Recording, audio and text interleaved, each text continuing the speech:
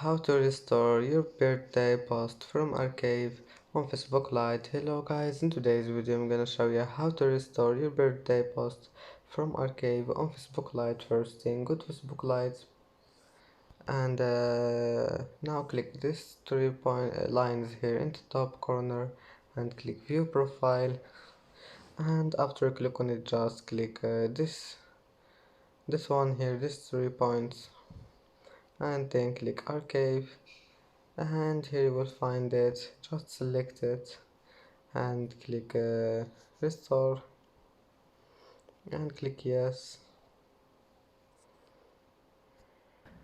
And that's it for today's video. If you like this video, please don't forget like and don't forget subscribe, and thank you for watching this video until the end, and see you in the next video.